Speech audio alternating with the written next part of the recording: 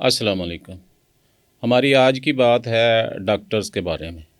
Doctor जो है माशाल्लाह कई किस्म के हैं।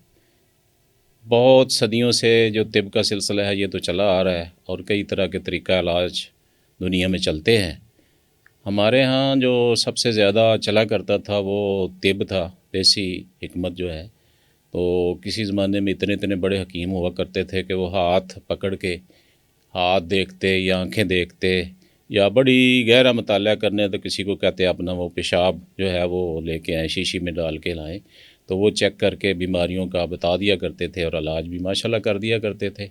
और उस दौर में जब वो हकीम जो है वो इलाज किया करते थे तो उन दवाइयों का कोई साइड इफ़ेक्ट नहीं होता था। जैसे कि आजकल बड़ा मशहूर है कि हकीमों की दवाई खाने से गुर्दे ख़राब हो जाते हैं, ये है, वो है, तो इससे पहले ये कभी ऐसा नहीं हुआ करता था। इतने इतने ज़बरदस्त हकीम हुआ करते थे कि हाथ नब्ज़ पे रखा बंदे की और 1 मिनट वो देखते रहे।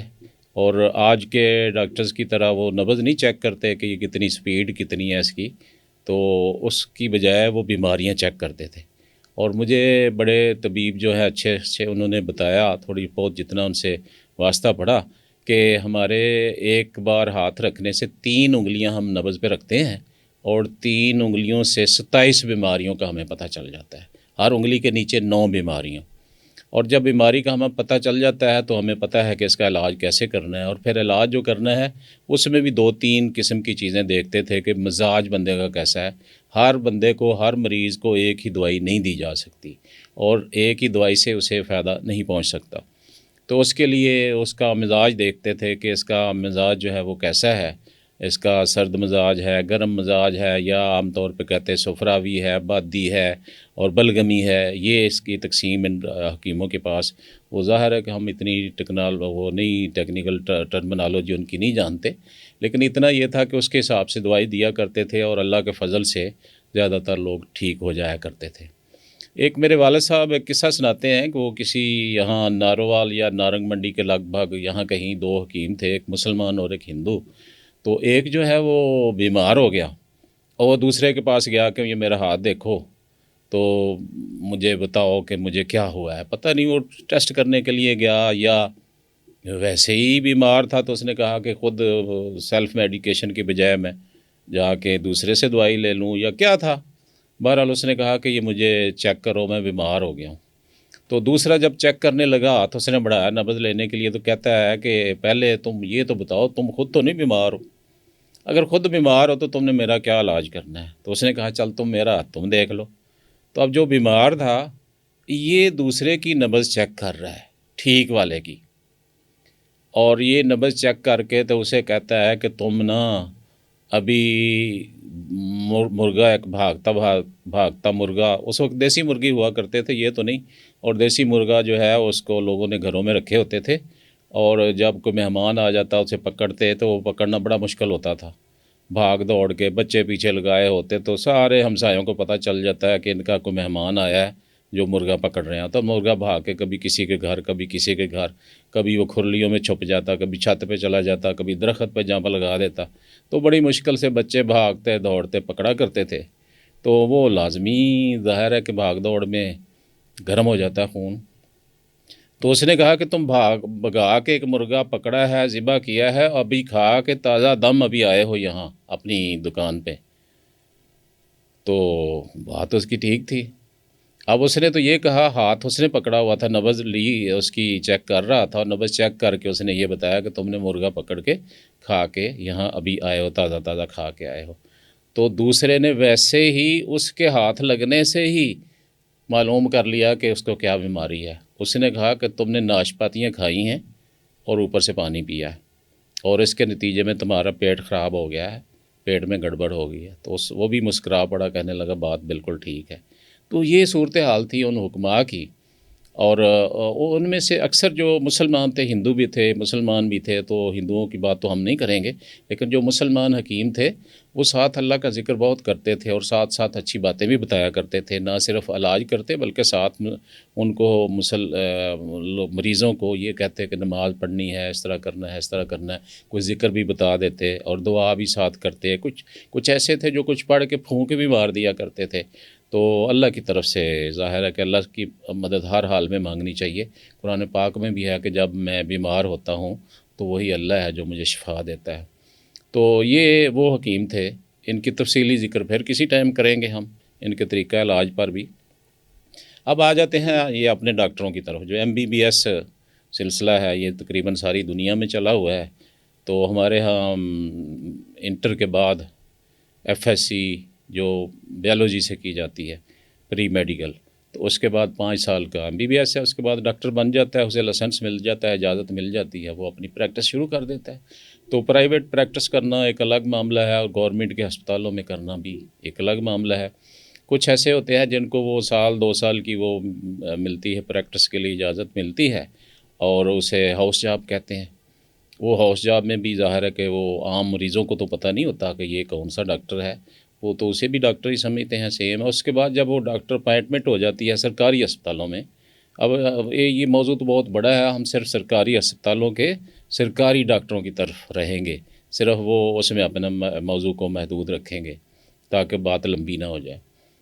تو جو سرکاری ہسپتالوں میں ڈاکٹر اپائنٹ ہو جاتے ہیں ان کا آگے رویہ اور کردار کیا ہوتا ہے؟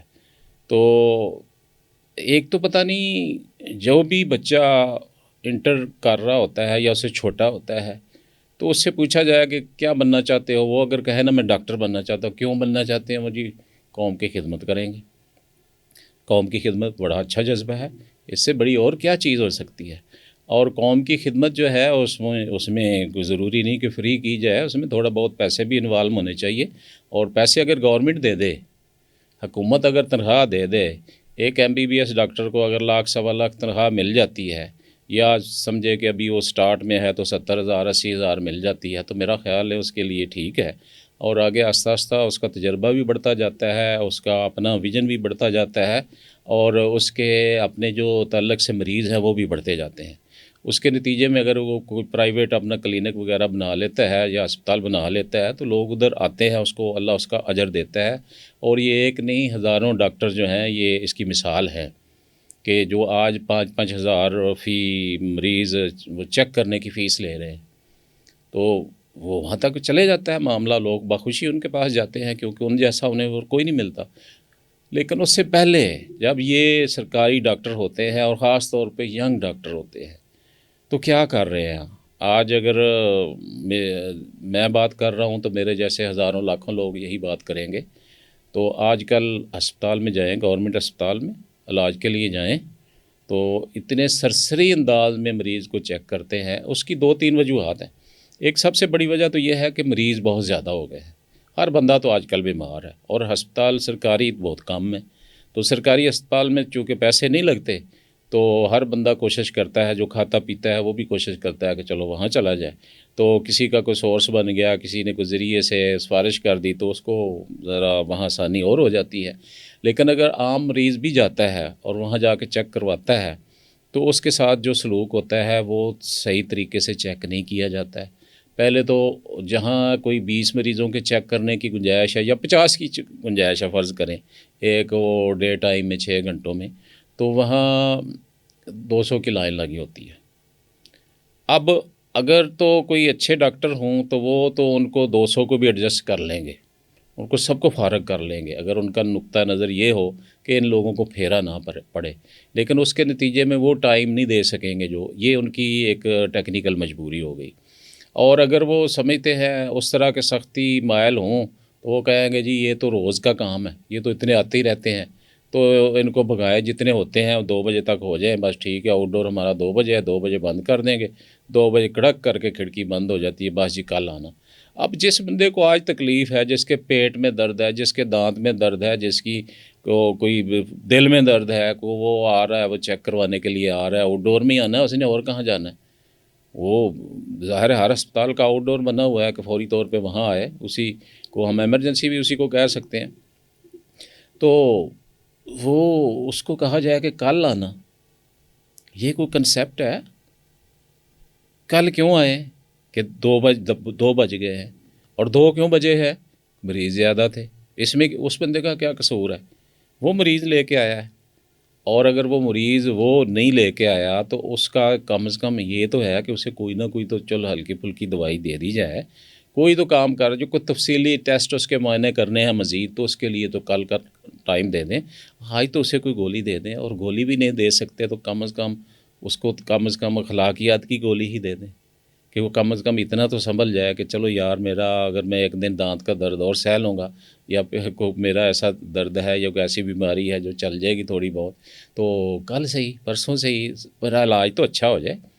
تو نہیں، یہ بھی ایسی کوئی بات نہیں، اتنی سختی سے وہ ساتھ جو چھوٹے ملازم ساتھ ہوتے ہیں وہ ڈاکٹروں کے بھی باپ ہوتے ہیں، وہ اتنی بے دلی سے بے رخی سے بات لوگوں سے کرتے ہیں کہ جو پہلے ہی بیمار ہے وہ مزید بیمار ہو جاتے ہیں، ان کا حوصلہ شکنی ہو جاتی ہے۔